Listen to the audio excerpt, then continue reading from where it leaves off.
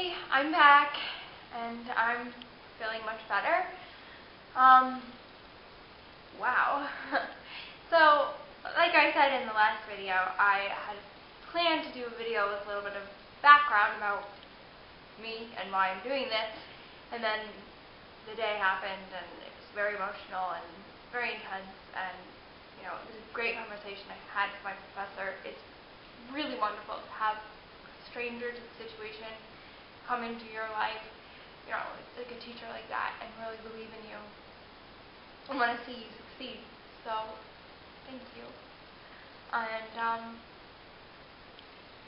so I thought, what the heck, you know, I can post as many videos as I want on Tumblr. And I wanted to do a little personal history part 1. My name is Catherine, which I say at the beginning of every video. I turned 21 on October 14th of this year, so I'm recently 21. And I was diagnosed when I was 14. My onset of anorexia nervosa was age 11. My parents divorced when I was 11, which had a lot to do with it. And I'm too smart for my own good, so it's kind of a sad thing. I mean, sad in sad senses and sad in pathetic senses. But my parents had this lamp. I don't know if you can see it unmoved. You probably can't. But it's really ugly, and my dad ended up getting it. I just remember them fighting over it, and I remember them, well, you know, being like, this is mine, and this is yours, and I want that, but I want that, and a big argument over the Christmas ornament, and it was so frustrating. As a child, I objectified myself for the first time, and it wouldn't be the last time, unfortunately. But honestly, I felt like an object. Like, are they going to split me down the middle and share me, or who do I go to? And then, you know, you're bouncing between house and house, and suddenly like, okay, I am an object. You know, throw me in a duffel bag. It was really intense. And thinking, most kids don't identify with lamps and objectify themselves and go that far deep at that early of an age. But, you know, I'm really too smart for my good. So, you know, that didn't help. It didn't help that prior to the divorce, 2 years prior, my closest earthly companion, her name was Anne Marie, I called her Emmy. She's my mom's sister, and God bless her, she committed suicide, really smart, and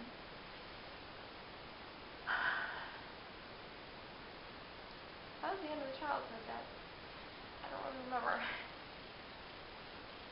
So I had to grow up fast, to deal with things in an early age, but I was able to comprehend. That's the thing. I'm smart, mature, and it was dealing with a depression that I didn't know existed, and then the divorce happened, and bam, bam, bam.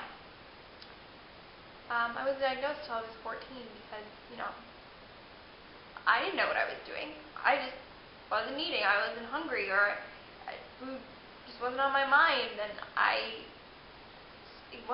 just remember just being very rigid about counting calories, and then becoming very rigid about certain foods, and then just feeling a sense of control with this rigidity, and boom, we're going to the doctors, like, why is she so small? Like, why isn't she gaining weight? Why did she lose her period, you know?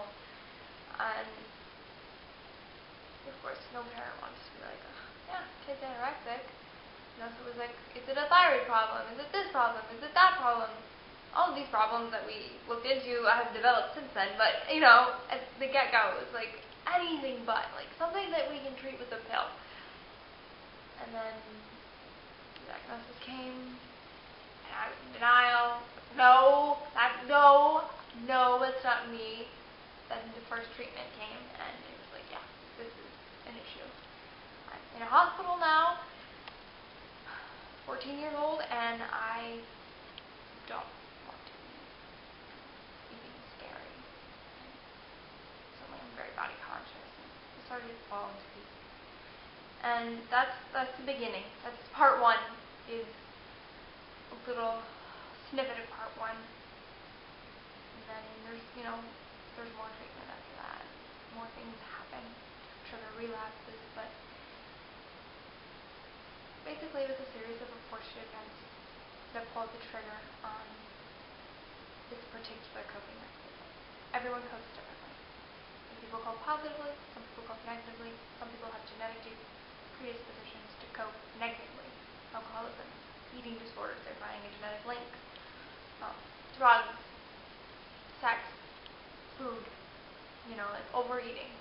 So this was just my card that I was dealt, how I dealt with this as a child, and I let it come into my teen years. And I really don't want to take it into adulthood with me. I'm turning 21.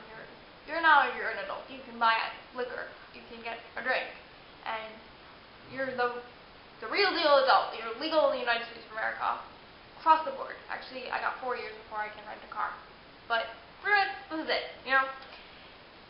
So it's time to leave this in the past. So I'll tell you the past, and I'm jet setting into the future. And I want to thank all my followers for their support. I want to thank everyone for reblogging and helping me with the movement. And stick around, because there's a hell of a lot more to the story than this video. There's a hell of a lot more than the 4 videos that we have up. Remember, the rolling credits show all the people that are following me. If I'm not following you back, please ask me why. It might be because I don't find your vlog to be healthy, or it might be because I forgot to press the follow button when I checked it out. Yeah. That's basically all for today. Onset of the disorder, and my mom made turkey cutlets for dinner, and they were fantastic. And yeah, I'm fucking exhausted, so I'm gonna go to bed now. So I did crying today, and eating and crying and eating and crying and making videos and writing my feelings down on paper and food journaling and texting my therapist and being all like, ugh. Up, down, up, down.